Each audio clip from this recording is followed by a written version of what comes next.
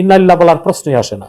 যে বলবে তার ঈমান নষ্ট হয়ে যাবে। সে সাদ্দামের ফাঁসির রায় কার্যকর করছে শিয়া বিচারপতিরা।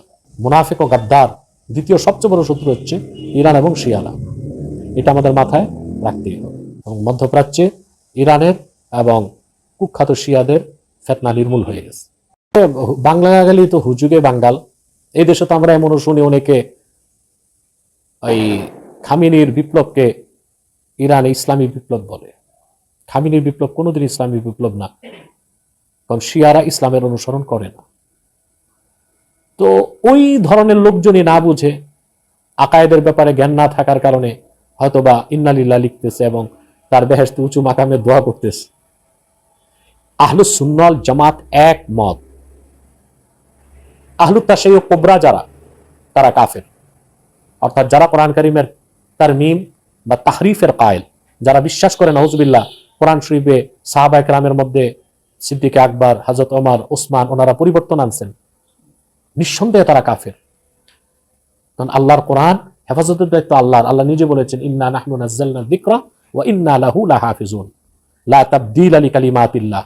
স্পষ্ট কোরআনে আল্লাহ বলছেন, কোরআনের কোনো পরিবর্তন কোনো মানুষের পক্ষে করা সম্ভব হয় নাই। এটাকে তারা অস্বীকার করে। আহলুত তাশাইয়ুক কুবরা তারা কাফের। যদি সে সেই পন্থী হয়ে থাকে তাহলে তো ইন্নালিল্লাহ বলার প্রশ্নই আসে না। যে বলবে তার ঈমান নষ্ট হয়ে যাবে। আর যদি আহলুত তাশাইয়ুক সুগরা হয়, এরা কারা? এরা হচ্ছে যে তাদের আকীদায় সাহাবায়ে কেরামকে তারা গালিগালাজ করে না, বা কোরআন কারীমের কোন আয়াতে তাদের শক নাই, তারমিম বা তাহরিফের কায়েল না। শুধুমাত্র হযরত আবু বকর, হযরত ওমর, হযরত ওসমানের উপর হযরত আলীর ফজিলত প্রমাণ করতে চায়, ফাওকিয়ত। তাদেরকে আমরা বেদাতি বলি, আহলুত তাশাইয়ুক সুগরা। সে যদি সেই পন্থীও হয়ে থাকে তবু ইন্নালিল্লাহ বলার কোনো সুযোগ নেই।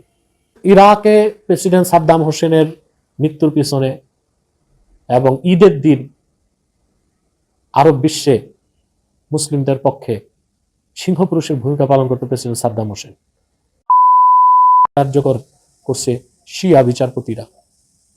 বর্তমানে ইরাক এটা এখন সুন্নিদের হাতে না।